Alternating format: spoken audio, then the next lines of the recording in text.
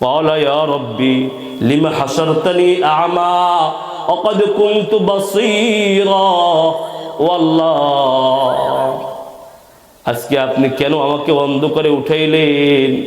আমি তো দুনিয়াতে থাকতে আমি চোখে দেখতাম, দুনিয়াতে থাকতে আমার চোখ ছিল, চোখ দিয়ে দেখতাম, কিন্তু আজ কেন এমন হলো? কেন আমি কাউকে দেখতে পাই না? কেন আমি আমার সন্তানকে দেখতে পাই না? কেন আমি আমার স্ত্রীকে দেখতে পাই না?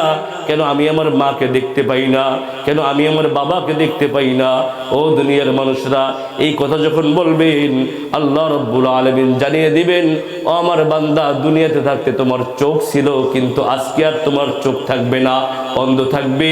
কারণ হলো বান্দা, তুমি কোরআন থেকে দূরে ছিলে, কোরআনের আন্দোলন থেকে তুমি দূরে ছিলে। ভোটের সময় যখন আসতো, তখন কোরআনের কর্মীদেরকে ভোট না দিয়ে জালিমকে ভোট দিতে, ঠিক কিনা?